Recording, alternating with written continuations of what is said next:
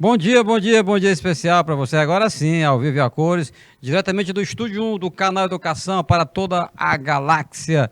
Iniciando mais uma aula de história com o professor César Roberto, esse amigo de vocês, né? E hoje nós estamos dando sequência, né, ao nosso estudo sobre o apartheid na África do Sul. Caso você não tenha visto a primeira aula, tá legal? Dá uma olhadinha lá no portal do canal Educação. Lá estão disponibilizadas todas as aulas de todas as disciplinas e todas as séries, tá bom? Para que você entenda melhor como é que surge o apartheid, qual é o contexto, qual é a conjuntura. Na aula anterior, fazendo aqui uma breve recapitulação, nós falávamos sobre a institucionalização da segregação racial na África do Sul. Como que aquela minoria branca, né, ela estabeleceu uma forma de dominação, de exploração, de maltrato mesmo, em relação a uma imensa maioria de negros sul-africanos, na própria terra deles. E passa por uma série de leis, de tratados e decretos, que nós vamos dar sequência, pegando aqui um link da aula anterior, tá? Porque, veja bem, aqui está falando assim, o trabalho desses comitês, que comitês eram esses, né, que ele está se referindo nesse slide? Era exatamente aos comitês que definiam quais eram as áreas que a população negra deveria residir. Não é nem que poderia, que deveria, que era obrigatoriamente. Olha que loucura. Já imaginou, na tua cidade, se dissesse assim, ó, tu vai sair desse lugar onde você está, viu, cara? Porque esse lugar não é para você morar, mas nós definimos um local ali, do outro lado da cidade, é para lá que vocês vão, você, seu pai, sua mãe, sua família. Era uma truculência, né? Era uma violência absurda, porque, inclusive, esse conceito de violência nós trabalhamos, né, na aula anterior, né? A violência não somente física, aquela da agressão, a que vai às vias de fato, mas a violência das palavras, a violência dos gestos, você está entendendo? São as diversas formas de violência. Tá legal? Então, por isso que nós vamos retomar com esse slide, que é o último da aula anterior, para fazer esse link, beleza, bacaninha. Ok?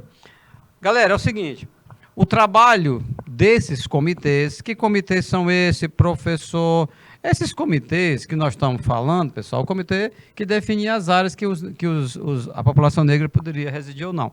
Ele era muito subjetivo. Assim, pessoas da mesma família foram classificadas em raça, porque além do local de morar, ele classificava também quanto raça, branco, negro, entendeu? Pardo, isso é muito subjetivo. Ora, mas até e não é, né? Porque até hoje, aqui no nosso país, aqui e acolá, nos deparamos, né, no próprio noticiário, né, que informa que algumas pessoas tentaram ser contempladas nesses programas, né, que beneficiam, né, por sistema de cotas raciais. Aí o cara se autodeclara negro, né, ele quer obter uma vaga, né, por conta do sistema de cota. E aí, quando se vai fazer uma análise ali mais cuidadosa, se constata que o nosso amigo, nossa amiguinha ou amiguinha, não é assim, não se enquadra, entendeu? Assim, num conceito de negro, enfim. Isso tem dado alguns probleminhas aqui no Brasil. Tá bom? Quando o Group Areas Act veio no mesmo ano, isso se tornou um problema sério. Por quê? Porque essa lei determinava onde cada pessoa deveria viver, mas é de acordo com a sua raça. Houve, assim, famílias que foram separadas, né, com base nisso. Você está entendendo? De repente, né, você vai ter o quê? Famílias que esses comitês vão entender, né, isso aqui é negro, isso aqui não é negro. Então, se isso aqui é negro, isso aqui não é negro, mas sendo da mesma família, então vão ser obrigados a morarem em áreas diferentes, cara. Foi por isso que diz, por isso está colocado na sua tela, isso tem um problema sério. Problema sério. Porque vários tipos de segregações a humanidade já vivenciou. Todas elas absurdas. Mas vamos lá. Ao tempo que eu estou falando com vocês, ministrando esta aula, eu me recordo, por exemplo, do Muro de Berlim. Saca aí o Muro de Berlim? Ele já foi ao chão já, em 89, né? 1989. Mas, no momento da Guerra Fria, né, o mundo bipolarizado, de um lado os Estados Unidos, do outro lado a ex-União Soviética, e eles resolveram fazer um muro cortando a cidade de Berlim. Berlim Ocidental, Berlim Oriental. Resultado, separaram famílias, cara. Separaram famílias, como também, aí voltando agora para a África do Sul, como famílias foram separadas na África do Sul, tá certo? Por conta disso, porque esses critérios são muito subjetivos. Olha essa imagem, né? Policiais na África do Sul, eles vão percorrendo os locais e vão cumprindo essas leis de retirar as pessoas que não são consideradas negras de uma área que era para negro, ou vice-versa, né? Aí olha que imagem, forte demais. É uma imagem até que remete para um ato de covardia. Você está vendo 3 militares literalmente arrastando, né? Uma pessoa, tá? Então, a violência, agora aqui já é violência mesmo física, né? Via de fato mesmo. Outras leis segregacionistas. Professor, peraí, explica isso aí. Leis segregacionistas. Não, são as leis do apartheid. São as leis que separavam as pessoas, que segregavam. Segregar é isso, né? É separar uns dos outros. Elas foram anunciadas pelo governo do Partido Nacional. Compreende? Na aula anterior, nós fizemos comentários, né, em relação ao Partido Nacional. O Partido Nacional, quando chegou ao poder na África do Sul, ele institucionaliza, tá, a segregação na África do Sul, tá bom? Ele formaliza. Porque essa palavra legal, às vezes nós utilizamos ela quando a coisa está boa. E aí, está tudo legal? Não, está legal, não sei o quê. Mas entenda legal no sentido do jurídico, né, do que está com base na lei. Então, o que essas leis faziam, elas legalizavam a separação, a discriminação. Era uma série de leis, viu, galera? Houve leis que proibiam, por exemplo, proibiram o casamento interracial, ou seja, um homem negro com a mulher negra ou vice-versa. Como também manter relações sexuais com pessoas de outras raças, também se tornou proibido. Então se chega a esse cúmulo, né? Se chegou a esse cúmulo na África do Sul.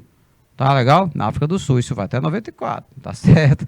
Até 1994, essa situação absurda, né? Assim, professor de história vai falando e vai lembrando. Eu vou falando e vou me lembrando, num tempo, por exemplo, no Império Romano, em que patrícios não podiam se relacionar com plebeus ou com plebeias e vice-versa, né? Ali também era uma forma de segregação, por que não, né? Mas isso é muito tempo atrás, da história da humanidade. Parece que muitas vezes nós não aprendemos com o passado, né? Vamos repetindo essas práticas que são atraso na evolução humana. Vamos lá. Áreas de lazer foram criadas para atender exclusivamente a população branca. Tu já pensou você ser um negro ou uma negra, ter o seu filhinho, sua filhinha, né? Mas ele não vai poder entrar naquele parque de diversões porque ele é exclusivo para crianças brancas. Olha que coisa. Como é que fica a cabeça de uma criança dessa? Você pode até imaginar, não, os adultos já é mais, né, assado na casca do alho, como o pessoal diz, né, assim popularmente, né, já tem os ossos mais endurecidos, mesmo assim ainda sofre, né? Uma situação como essa sofre muito, né, cara? Você não poder levar seu filho ou a sua filha para brincar lá, né, nos brinquedinhos do parque, principalmente para crianças brancas. Agora tu imagina na cabeça dessa criança, né, como é que ela vai crescer. Gera um trauma, cara. Não, você não pode. Não pode por quê? Não, porque... Vai dizer o quê para a criança? Olha que a coisa era tão, assim, absurda, que até uma criança tinha dificuldade de entender. Não, você não podemos entrar porque somos negros. A criancinha pode olhar para o pai e para a mãe. Ué, e o que é que tem a ver? Né? Qual é o problema? Enfim, o apartheid, ele se manifestava, pessoal, das mais diversas formas. Eu estou falando aqui em área de lazer, mas na aula anterior nós mostramos fotografias, imagens, porque ainda hoje tem, né? Alguns bancos nas praças, os bancos não foram destruídos. Eu acho que até tem que ficar ali como uma lembrança de um passado que não deve ser repetido. Mas está lá um banco na praça e aí está lá, white only. Ou seja, somente brancos podem sentar aqui. Entendido? Isso aconteceu, né? Então tá aí. Eram leis diversas. Os caras passavam o dia botando a cabeça para girar para redigir leis, né? Redigir leis que reforçavam a segregação racial, tá? Outra cena violenta. O cara tá apontando a arma pro rapaz, né? É na bicicletinha dele, um operário, um trabalhador, três, né, armado, outro lá atrás também está armado, deve ter, dentro daquele jipe deve ter outro tanto, mas o que é isso? É exatamente uma violência, né? É uma forma ostensiva, cara. Para que isso e por que isso? Se é para ele mostrar o documento dele, não precisa apontar a arma. Olha que é uma baioneta, tem uma lança na ponta, né? Isso aí não precisa nem puxar o gatilho, essa baioneta por si só, ela já pode causar aí um estrago, né? Pode furar, pode ferir, por que não? Na aula anterior, nós comentamos a respeito de um documento que os negros na África do Sul tinham que usar, tinham que portar, né? Para apresentar uma situação como essa. Né? Mostra lá o documento, dizendo onde é que mora, onde é que trabalha, entendeu? Qual é a cor da pele, essa coisa toda, essa loucura toda aí. Vamos lá. Uma parte considerável da população negra foi obrigada a se estabelecer em locais conhecidos como bantustões. Esse bantustões, esse nome assim meio esquisitão para nós, né, brasileiros, mas eram os locais que as autoridades na África do Sul, né, eles eram obrigados a exigir. Opa, olha aqui nosso bate-papo, né, pelo YouTube, nosso querido Alencar Assênio, ele comenta: Nelson Mandela pagou um preço muito caro pela libertação dos escravos, professor. Alencar, é o seguinte, era uma condição análoga, né, semelhante à da escravidão, mas não era o que nós conhecemos, né, sobre escravidão, o que aconteceu, por exemplo, na Idade Moderna, né, os escravos que vieram para o Brasil. Não, na verdade, assim, eles não eram acorrentados, não eram mercadorias, não eram comprados, porque nós estamos aqui no século XX, né? O momento que nós estamos estudando. Então, não seria a libertação dos escravos. Mas ele paga um preço caro, sim, por defender os direitos dos negros, como ele também era um negro, né? O Nelson Mandela. Tá certo? Ok? Tá claro assim? Então, ele lutou contra poderosos e eles entenderam o seguinte: é melhor prender esse cara do que matar, porque se matar ele é pior. E é verdade. Do mesmo jeito que os ingleses fizeram com o Mahatma Gandhi. Vamos já chegar lá. Bom, vamos lá. Nesses locais, que locais, professor? Os bantustões, cara, acabei de falar, os bantustões.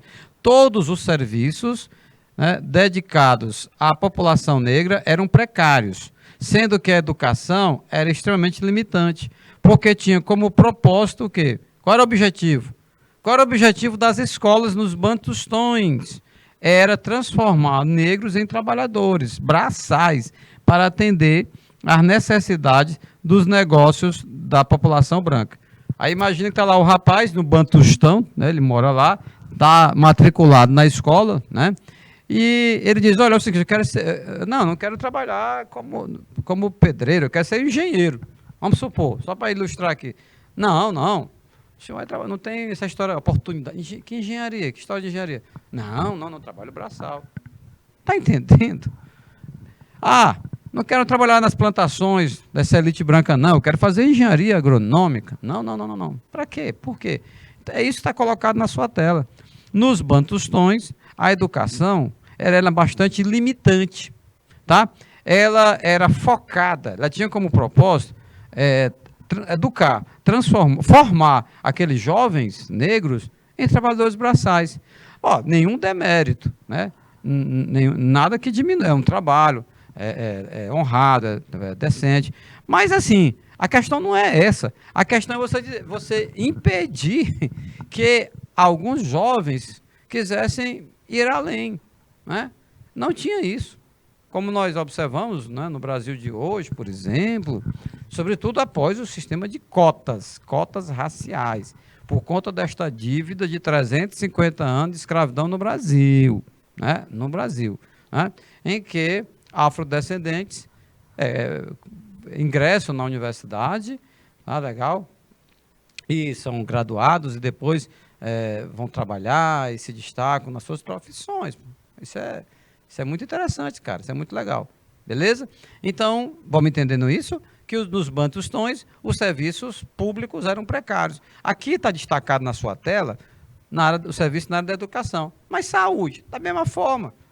Não era um serviço adequado. Não tinha médicos, exames, remédios, cirurgias, entendeu? Então, era algo bastante, como está colocado, limitante.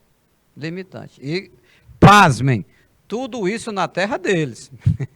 Nós estamos falando de descendentes de holandeses, de ingleses, que desembarcaram na África do Sul, ainda no século XIX, né, e foram se estabelecendo, foram dominando, foram explorando, foram matando, torturando. E aí, meu amigo, chegar a ponto do que nós estamos vendo aí, a hegemonia do apartheid, né, da segregação na África do Sul. Opa! Outra limitação na educação. Outra limitação dada na educação aos jovens negros se deu na questão do idioma, pois essa população, eles eram obrigados a ser educada em inglês ou em Afrikaner, que Afrikaner é um idioma que faz uma mistura dos dialetos africanos com o inglês.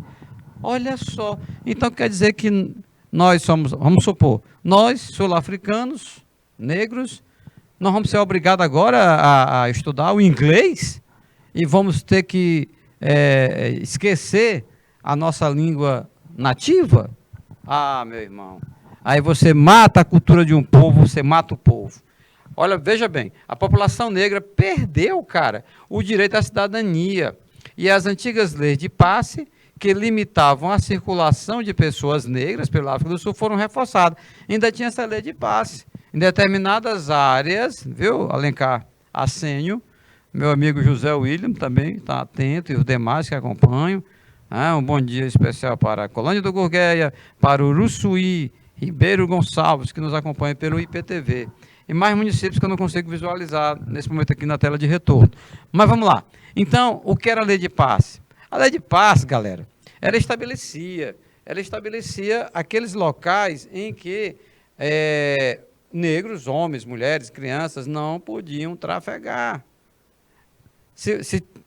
Área que você não pode andar, banco que você não pode sentar, escola que você não pode estudar, banheiro que você não pode entrar. É porque eu não compartilhei nesse slide, mas tem imagens, né? Você consegue acessar sem muita dificuldade, entendeu? Num local público tem lá um banheiro.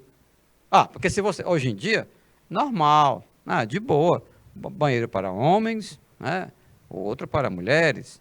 Agora tu imagina um banheiro para homem branco, um banheiro para mulheres brancas, não fica uma coisa assim, bastante desumano, né? Porque por várias razões você até compreende, né? Que haja um banheiro específico para as mulheres, né? Outro para os homens. Não precisa nem gastar muito o nosso inglês para explicar tudo isso, a necessidade. Agora, cara, pensa a situação. Uma pessoa numa situação bastante... O cara está aperreado, quer ir no banheiro. Não, você não pode entrar aqui, não. Por quê? Não, porque aqui é banheiro para homens brancos. Procure o seu. Meu amigo, isso é demais. Olha, todo esse sistema de opressão foi sustentado por meio da censura e de violência. Como assim, censura? Cara, censura não divulgar as ideias contrárias, não divulgar os absurdos que eram cometidos, deixar o povo sem saber. E violência é violência de todas as formas, violência física, violência verbal, a violência de gesto. Rapaz, a censura. Aí você vai ter duas situações. Você tem a censura no sentido, né, de não divulgar atos de atrocidades, como, por exemplo, recentemente, eu vou falando e vou me lembrando, casos absurdos que a imprensa divulga de homens negros, homens ou mulheres negras, que são espancados, que são agredidos, às vezes até a morte, não é? Por alguns policiais despreparados, né? E com essa história do celular, muitas vezes é documentado, é filmado, é gravado. Ainda bem, né? Porque fica ali uma prova. Agora, tu imagina se tudo aquilo ali tivesse acontecido e se ninguém tivesse ali filmado, né? Até uma forma de... a pessoa ficava impune, tá? Por outro lado, no outro lado extremo, você encontrar a criatura, negro, né, ou um afrodescendente, entendeu? Ou predominantemente afrodescendente, que disse que nunca sofreu preconceito, a gente vê às vezes, né, na notícia, na imprensa. Eu não, Brasil não tem preconceito racial, eu sou negro, mas nunca ninguém me tratou mal. Ah, bom, a não ser que seja um negro rico, né? Porque às vezes também tem. Porque aqui no Brasil, além do preconceito racial, tem o preconceito em relação a pobre, né? Em relação a pobres. Isso dá uma margem para um outro debate, né? Para uma outra reflexão. Tá legal? Então tá aí mais os negros sempre se manifestando, como vocês estão vendo aí, crianças, né? Muitas meninas e meninos fazendo seus protestos, né? Bom, aí agora sim, vamos falar nesse cara, Nelson Mandela e a resistência dos negros sul-africanos. A segregação na África do Sul e a crescente violência no regime do apartheid fez com que uma forte resistência se estabelecesse no país. Um dos grupos que promoveu essa resistência foi o Congresso Nacional Africano. Eles vão se organizar, né? Inicialmente, a atuação dos grupos de resistência se dava por meio de atos de desobediência civil, com ações contra a a legislação segregacionista. Bom, não tinha o Partido Nacional que congregava os segregacionistas, né? Que reunia a galera que era a favor do apartheid? Então, em contrapartida, né, os sul-africanos, os negros, eles vão também se organizar. Por que não? Vão se organizar através de uma entidade que ficou com um partido, né? Um grupo político, ficou conhecido como Congresso Nacional Africano. Aí você está vendo a imagem de algum desses membros destacados do Congresso Nacional Africano.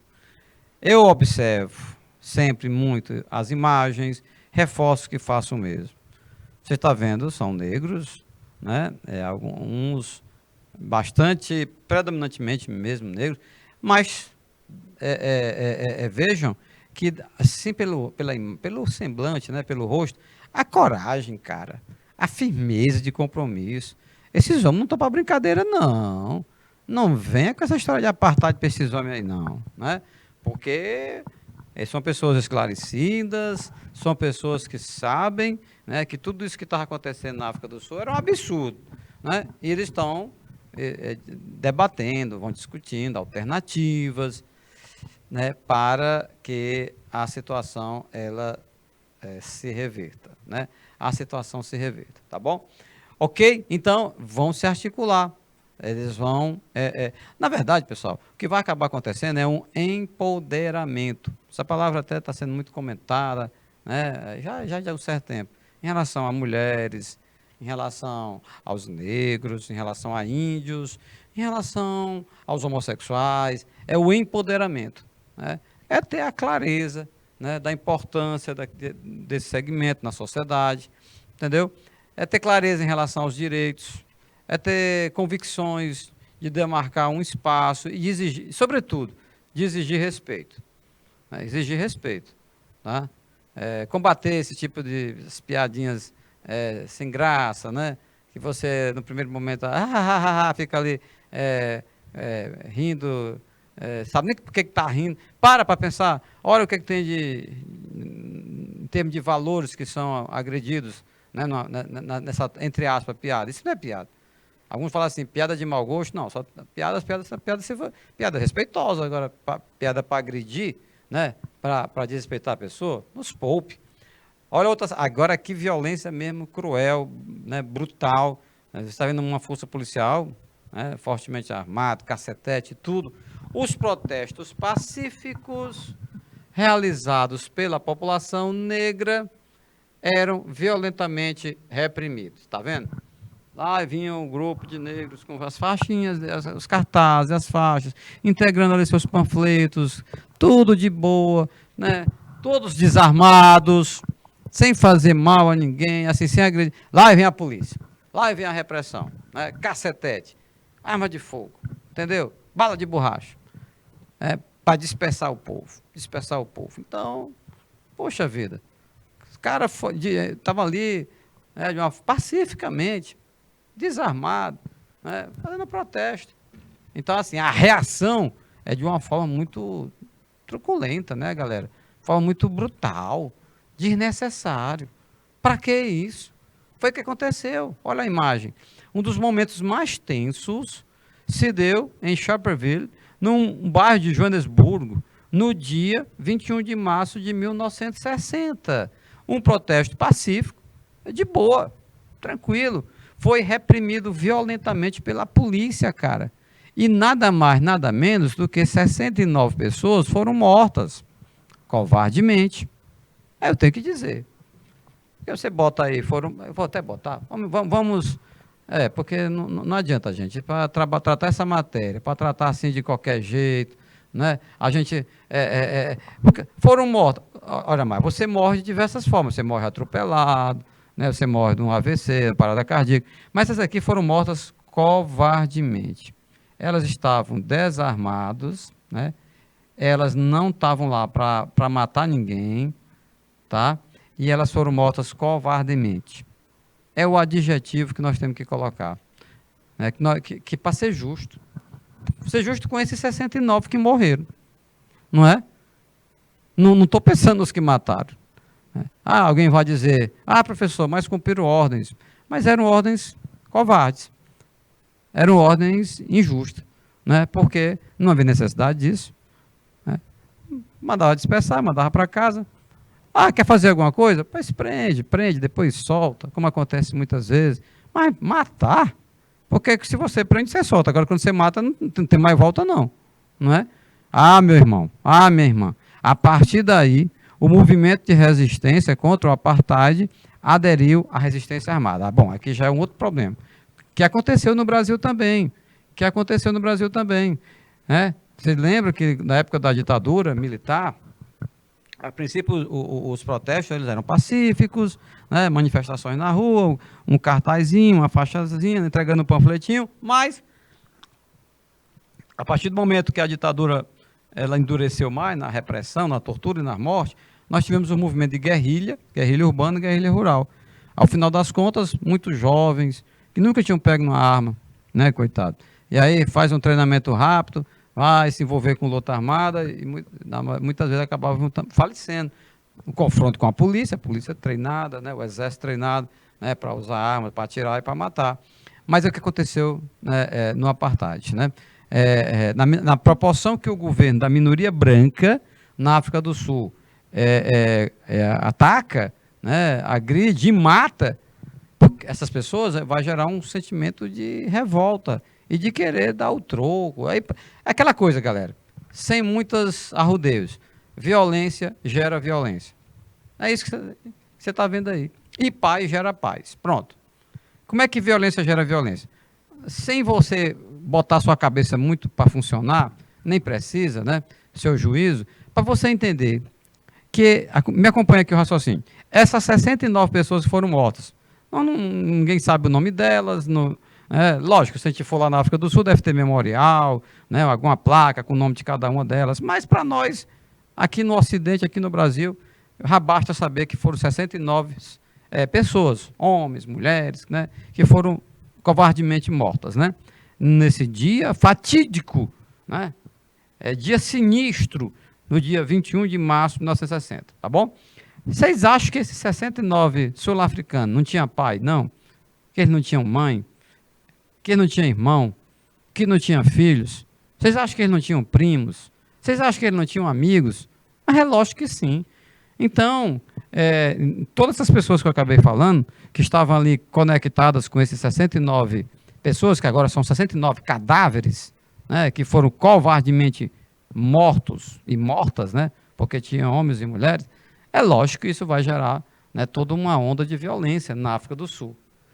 E é nesse contexto que surge esse senhor, rapaz, tanto que este homem sofreu, mas sempre, olha essa imagem, sorridente, né? Quem não conhece história, quem nunca leu nada sobre ele, se alguém mostra essa imagem, diz assim, vem cá, que esse tipo de sentimento esse senhor lhe passa? Não, esse cara é uma pessoa, vai ser uma pessoa legal, bacana, né? Tá sorrindo, tá de bem com a vida, né? Pois é. Esse cara aí sofreu muito, viu? Na defesa do povo dele, na África do Sul. Nelson Mandela. Respeite. Nelson Mandela, ele é um dos nomes mais importantes, né? Um dos nomes mais importantes da toda a oposição dos negros sul-africanos. Ele era advogado, né? Que se juntou ao Congresso Nacional Africano, que nós já comentamos no slide anterior, que lutava ativamente contra o segregacionismo em seu país, na África do Sul. Ele foi preso no mesmo ano que aconteceu o golpe militar aqui no Brasil, foi preso em 64, acusado de sabotagem e traição. Coisa nenhuma, esse homem nunca sabotou nada. Traiu quem? Mas traiu quem? A elite branca que torturava? Traiu quem? A elite branca que autorizou que os policiais matassem 69 negros que nem ele? Isso é traição? E aí ele foi condenado à prisão perpétua. Os grupos de resistência, como o Congresso Nacional Africano, foram banidos por ordem do governo sul-africano. Tá? Então, a grande liderança, Nelson Mandela, ele acabou sendo preso. E o governo sul-africano sabia, entendia, que se já tinham matado aqueles 69, que nós vimos há pouco, se algo acontecesse com Mandela, aí piorava muito mais a situação. Né? Então eles imaginaram, provavelmente, não, vamos tirar o Nelson Mandela de circulação, né? Vamos mantê-lo preso, isso aí vai fazer com que, né, a população se aquiete, se conforme, entenda que o que aconteceu com Mandela pode acontecer com os outros. Ah, meu amigo, mas a matemática não é essa, não. O regime de segregação racial na África do Sul era extremamente impopular. Lógico. Na comunidade internacional. E o país, a África do Sul, sofria com sanções econômicas, isolamento diplomático, exclusão de eventos esportivos, como nas Olimpíadas, por exemplo, não convidar a África do Sul, e embargo para a compra de armas. Vocês entenderam aí? Está sendo destaque o quê? Primeiro, opinião. Em relação à opinião pública internacional, o apartheid, a África do Sul, lá embaixo, né? Lá embaixo mesmo. Uma imagem péssima da África do Sul a nível internacional. Quando alguém dizia que era sul-africano, você é daquele país, né, que massacra, que mata negros, que proíbe que negros sentem no banco da praça, somente brancos podem sentar? Pois é, né? Sanção econômica. Meu amigo, é não vender para a África do Sul, é não comprar produtos sul-africanos, sanção econômica. Isolamento diplomático. É não convidar os diplomatas sul-africanos para os eventos, para as grandes reuniões que costumeiramente acontecem. Isolamento diplomático. Né? Não tem uma boa relação. As outras nações não mantinham, né, um bom entendimento com a África do Sul. Exclusão de eventos esportivos. Vai ter a Olimpíada no próximo ano. Os atletas sul-africanos vão participar? Vão não. Foram nem convidados. Era a maneira digamos assim, pessoal, da comunidade internacional mostrar, né, para o governo sul-africano que eles não estavam apoiando aquilo ali, que estavam extrapolando e que deveriam mudar. Tá certo?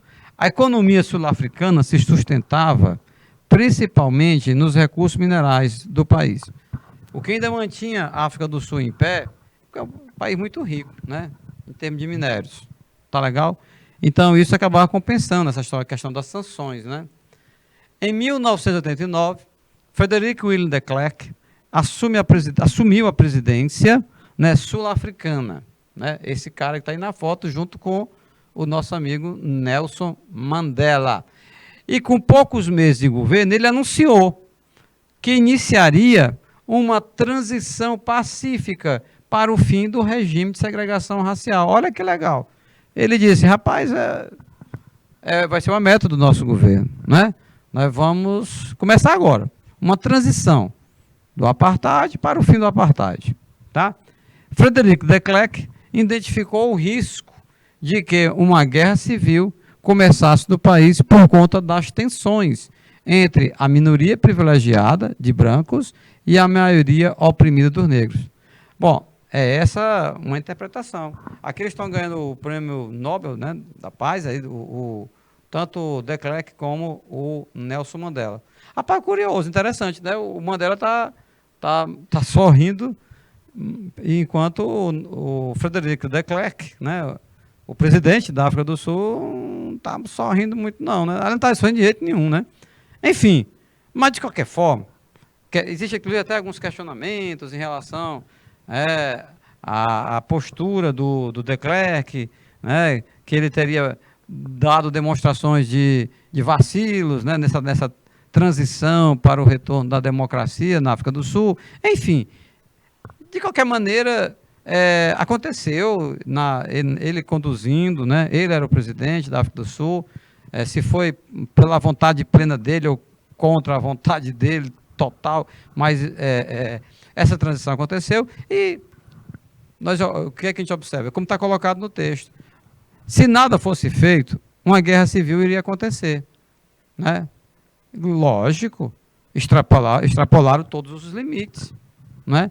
E aí, um governante como o senhor de Klerk, presidente da África do Sul naquela época, ele tinha responsabilidades. Então, assim, tipo assim, ó, havendo uma guerra civil, muitos morrerão, centenas, milhares. Então, eu, como presidente, dependendo de um ato meu, uma assinatura de uma lei, de um decreto, né, de uma condução desse processo, eu posso evitar milhares de mortos, né, milhares de mortes. E assim ele fez. Então, prevaleceu o bom senso. Tá? Prevaleceu o bom senso. A transição para o fim do apartheid, como está colocado na sua tela, liderada pelo de Klerk, né? Frederic William de Klerk, se estendeu de 1990 a 1993, com a participação ativa dele, Nelson Mandela. Então, de um lado, o Nelson Mandela, argumentando, dialogando em nome, né, dos negros sul-africanos. Né? Do outro lado, o senhor Frederic William de Klerk, dialogando em nome do governo sul-africano. A responsabilidade é enorme, de lado a lado. Vocês pensam que todo sul-africano concordava com Mandela? Não. Havia uns radicais que diziam, não, que diálogo, não vamos conversar com esses caras não, vamos resolver na barra da bala. Quem perdeu um parente naquele dia lá fui eu, daqueles 69 que foram mortos, lembra? E o Mandela dizia, calma, não é assim que se resolve, violência vai gerar mais violência, vamos conduzir essa travessia nesse mar revolto e vamos chegar do outro lado em paz, de boa, nada tranquilo. Por outro lado, vocês acham também que do lado do senhor Frederic William de Klerk, aquela minoria, aquela elite branca, né, que há décadas dominava a África do Sul, vocês acham que todos aplaudiam ele? Não. Algum pediam dizer, para esse cara, nada a ver, que papel é esse? Conversar com Mandela. Se nós temos as armas, se nós temos poder econômico, não. Não, nós temos que reforçar o apartheid. Então, vejam, pessoal, fica até assim uma lição mesmo para a vida, né, para as gerações futuras e tudo, que em muitos momentos tensos, momentos cruciais, é preciso ceder um pouco para que haja um avanço para todos. Porque tanto o de Klerk cede um pouco, como também o Mandela cedeu, lógico, né, para que houvesse um consenso, para que houvesse um entendimento nessa transição, que, veja só, durou 3 anos, meu amigo. Não foi 3 meses, não, nem 3 dias, 3 anos de negociações, de debate, de entendimento, como é que vai ser, né, como é que não é legal que seja, de lado a lado, né, de lado a lado. Isso aconteceu com a participação ativa desses representantes aí. Olha só, ali naquela imagem anterior, o Mandela já está livre e tudo, mas essa foi na época que ele foi preso. Nelson Mandela foi libertado da cadeia depois de 27 anos, cara. O Mandela matou quem? Roubou? Não, Mandela não matou ninguém, não. Foi preso porque ele era uma liderança, né, uma liderança na África do Sul, e ele tinha um carisma enorme, né, uma simpatia imensa, você vê ele sorrindo tudo. Mas as autoridades sabiam. As autoridades sabiam que se matasse esse homem, pelo amor de Deus, e a confusão ia ser grande, né? Tá certo? Então, Nelson Mandela foi libertado da cadeia depois de 27 anos preso. As restrições ao Congresso Nacional Africano e outros grupos de resistência, porque não só tinha só o CNA, foram encerradas. As leis segregacionistas foram abolidas progressivamente, dentre outras medidas. Em 1992, um referendo foi realizado e a população branca, a única que tinha direito a votar, decidiu pelo fim do regime. Opa, olha aí, olha o bom senso prevalecendo. Quem que podia votar no referendo? Só a elite branca. Pois foi exatamente eles. Exatamente eles que decidiram, que votaram pelo fim do regime de apartheid. E aí pesou muito a argumentação do senhor de Klerk, né, o presidente branco da África do Sul, que representava a elite branca. Então é o seguinte, meus queridos, lembrando aqui de um adágio popular, é preferível perder os anéis a perder os dedos. Em outras palavras, na África do Sul, nessa época, seria assim, olha, é preferível nós, brancos, perdermos privilégios, né, a perdermos a vida. Porque, numa guerra civil, meu irmão, minha irmã, você sabe como é que começa uma guerra civil, mas não sabe como é que termina, não. Não, aí ganha outras proporções e tudo. Agora, olha essa imagem. Olha essa imagem. Aí você está vendo um Mandela pensativo, sério. Ele é tirado na prisão, ele olha as grades, né, bem, assim, bastante robusta, né? Mas é um homem de esperança. É um homem que acredita no futuro, na vida. Nunca perdeu a esperança, o Mandela. Bem passando 27 anos preso. 27 anos preso. Né? E tem relatos interessantes dos diálogos que ele mantinha com os carcereiros dele. Né? Eles sempre respeitaram muito bem ele. Inclusive, não sei, não coloquei na foto, mas tem quando ele foi eleito presidente, teve uma cena muito bonita em que ele se encontra com o carcereiro dele, o cara que ficava ali, tinha como missão vigiar ele, né? Pastorar ele, como se diz. Vamos lá, uma nova Constituição, claro, porque a Constituição que estava em vigor era aquela que não reconhecia os direitos da maioria negra, cara. Não reconhecia os direitos da maioria negra. Então, uma nova Constituição foi elaborada na África do Sul e o sufrágio universal foi estabelecido. O que é isso, professor? Sufrágio é voto, meu irmão. Sufrágio é voto, né? O voto universal. Porque vocês lembram que os negros, a maioria, pasmem, a maioria negra na África do Sul não tinha assegurado o direito ao voto. Então, o sufrágio universal foi estabelecido que deu direito de voto, né, à população negra. É um absurdo dos absurdos. Cara, eles eram a maioria nos países deles e não tinham direito a votar, rapaz.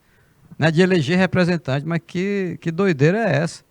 Na aula anterior, eu fiz uma comparação, grosseira, mas só para que você compreenda mais ou menos assim, o que aconteceu na África do Sul. Imagine você está na sua casa, a sua casa tem 10, vamos botar aqui 5 pessoas, aí chega um cara, é minoria, né? 1 para 5, e diz o seguinte, olha, a partir de hoje, vocês ficam lá no fundo da casa, num cômodo que tem lá. Mas lá é pequenininho, apertadinho no cabo. Não, você vai ficar lá. E esse cara está armado. Ele tem que botar uma arma nele para representar a violência. E aí, é o seguinte, eles mas vai ter eleições. Quando tiver alguma decisão, vai ter eleição. Mas aí vai ter eleição? De boa, então a gente vai ganhar. Assim, cada um, ele vai dizer, não, é só eu voto. Olha, tem rumo? Só eu voto. Foi o que aconteceu na África do Sul. A maioria negra, na terra deles, na África do Sul, não tinha assegurado o direito ao voto, cara. Somente a minoria branca, né, tinha direito a votar, tinha direito a ter representante. Isso aí não é legal, não é justo. Em 1994 foi realizada a primeira eleição presidencial, em que os eleitores de todos, não somente os brancos, todos os grupos raciais puderam votar. O resultado foi uma vitória expressiva de Nelson Mandela. A posse presidencial do Nelson Mandela foi realizada no dia 10 de maio de 1994 e que oficializou, pronto, acabou o apartheid na África do Sul. Olha essa imagem. Aliás, eu vou até voltar. Vou voltar aqui com a imagem anterior para você fazer a comparação, né? Para você comparar o Nelson Mandela na prisão, pensativo, com esperança, com fé, né? Que vai vencer, que vai mudar. E aí, esse Nelson Mandela vitorioso. mas é um Nelson Mandela que vence sem derramamento de sangue, meu povo. Um Nelson Mandela que vence, que nem o Mahatma Gandhi venceu na Índia, né? O apóstolo da não violência, né? Um Mandela desse, como eu falei há pouco, que lutou inclusive contra os seus próprios irmãos de cor, né, negros, sul-africanos, que eram a favor da luta armada, né, e não do processo democrático. Resultado, o Mandela foi tão inteligente, né, que ele conseguiu inclusive voto daquela elite branca, cara, que depositou um voto de confiança neles. Não, se é de ter uma guerra civil, é melhor nós elegermos o Mandela presidente, que ele fala em paz, ele não fala em guerra, isso nos protege, isso nos defende. Você está entendendo? Então, assim, o jogo democrático, ele exige, né, que haja entendimentos, que haja consenso. E, lógico, nós temos que aprender com a história, não é só, galera, para fazer prova não, provinha não, lá do Enem, aprender com a história para a vida, tá certo? Aprender com a história de outros países, como nesse caso específico que nós estamos trabalhando hoje, na África do Sul, né, que repercute no nosso dia a dia. Então, olha essa imagem do homens ao redor, imagino que seja algum segurança do Mandela, porque é perigoso um radical, tanto um radical negro, sul-africano, não concordar com essa forma de conduzir, né, o processo, por defender a luta armada, como também um radical branco. Por que não? Dizer, um radical da minoria branca na África do Sul, por entender que era melhor no tempo do apartheid, e agora onde já se viu um negro, presidente, cara que foi preso, 27, sim, mas foi preso injustamente, prenderam o Mandela com medo do Mandela. Com medo, exatamente com medo de acontecer isso, o que acabou acontecendo, dele se eleger presidente. Mas ele foi um show, né? Ele, como presidente, muito respeitado, tá? Não só pela maioria dos sul-africanos, como também pela comunidade internacional, né? Era já falecido, Nelson Mandela, né? Mas, interessante, olha, quando terminar essa aula, pesquisa, pô, tem muitos vídeos, documentários sobre Nelson Mandela, tem filmes sobre ele, né? É um ser humano, né, com as suas qualidades, as suas virtudes, seus defeitos, como se diz, mas, assim, em termos de liderança, em termos dos valores que ele sempre prezou, é muito interessante a história dele, tá?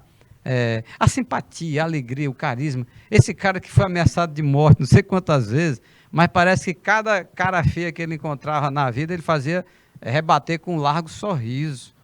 E não tem nada que vença um sorriso, meu irmão. Minha irmã, é isso. Nelson Mandela, vamos em frente. A segregação racial, no contexto da idade contemporânea, pode ser definida como um tipo de política de Estado que tem por objetivo separar indivíduos, segregar é separar, né? Separar indivíduos ou grupos de indivíduos de uma mesma sociedade por meio de critérios raciais ou étnicos. Esse tipo de medida passou a ser executada a partir do fim do século XIX e teve forte vigor no século XX, em países como a Alemanha nazista, como o antissemitismo, né? Perseguição aos judeus, a África do Sul, com apartheid, e nos Estados Unidos da América, gente. Olha essa imagem, uma imagem de um cenário norte-americano. O que vemos? Né? Vemos uma jovem negra, no ambiente escolar. Ao fundo você está vendo assim, rapazes, moças, meninos e meninas brancos, né? Um sorrindo, outro com os olhos, outro com um olhar irônico, né? Desrespeitoso em relação a essa jovem, né? Então, é um exemplo clássico. Né?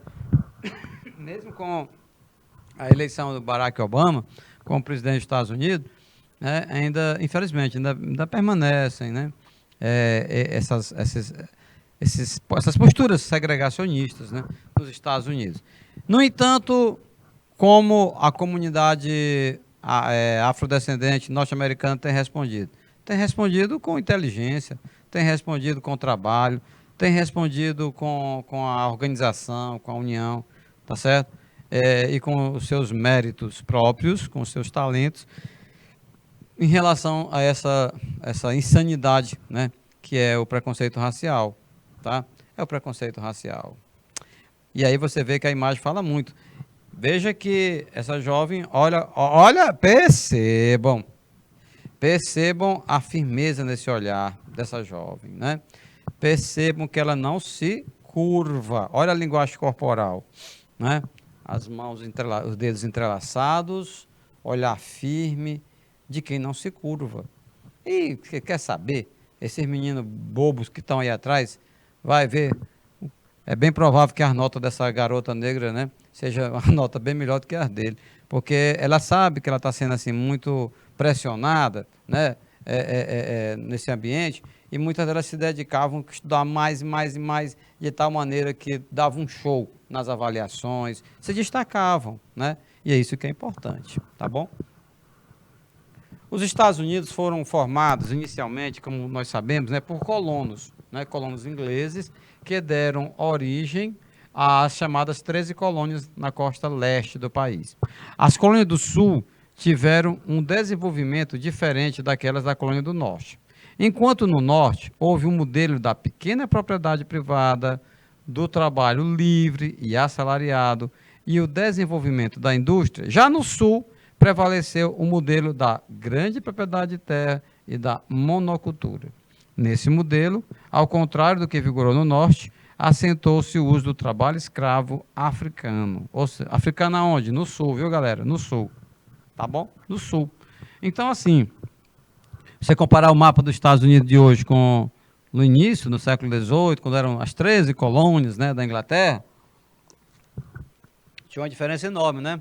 Tinha uma diferença enorme. Por quê? Porque ficava restrita aquela tirinha de terra banhada pelo Atlântico, né? É a chamada, como está falando, a costa leste.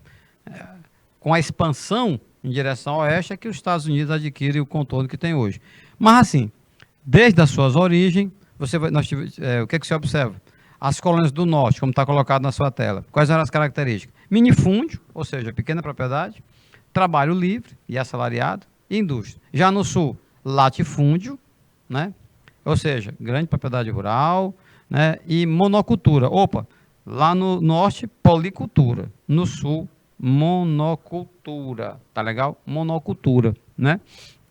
Em relação à mão de obra, predominou no sul a mão de obra escrava, né? Mão de obra escrava africana, de origem africana, ou melhor dizendo, africanos escravizados, para ser mais adequado.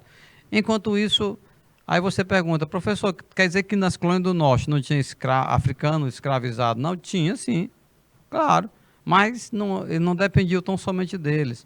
Havia também, com uma certa importância, a mão de obra livre assalariada, por entender que ao pagar salários, né, o trabalhador se motivava mais, se interessava mais. Muitas vezes nem por essa questão humanitária não, viu? Era pela questão mesmo da produção, questão prática, né? No sentido de pagar salário, o cara, mesmo que seja um salário pequeno, vai haver uma motivação, né? Vai haver uma motivação, entendeu?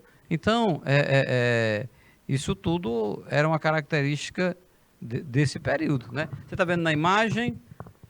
Porque tivemos inclusive uma guerra, né? A Guerra da Secessão, que foi por conta dessa questão de que, enquanto havia uma percepção, em parte dos Estados Unidos, sobretudo das colônias do Norte, de que para os Estados Unidos se desenvolver, era preciso acabar com a escravidão, que a escravidão seria um obstáculo, um atraso, né, ao desenvolvimento, ao progresso, né, norte-americano. Enquanto isso, os norte-americanos do Sul pensavam de outra forma, né?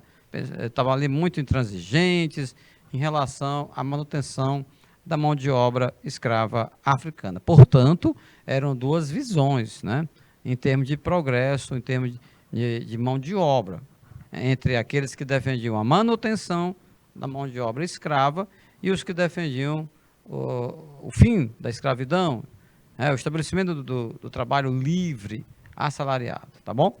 E aí morreram muitos nessa guerra civil, uma guerra civil que envolveu o norte e o sul dos Estados Unidos, que ainda hoje deixou sequelas, né? deixou sequelas, não resta dúvida em relação a isso. Noticiários borbulham, né, de notícias em relação a preconceito racial, chegando mesmo às vias de fato, a violência, inclusive a morte mesmo, né, de afrodescendentes. Ok? Então nós entramos no século XXI, encerramos com o apartheid, como você viu, tem fim com com Nelson Mandela, presidente, e ele acabou conduzindo o seu país ao retorno da convivência respeitosa entre brancos e negros. Não querendo dizer que isso se encerra totalmente, porque na história não é assim, no estalar de dedos. Muitas vezes as coisas vão acontecendo aos poucos. Meus queridos alunos, minhas queridas alunas, nós vamos encerrando por aqui mais uma aula de história, tá certo? E espero vocês na próxima. Um forte abraço e até lá.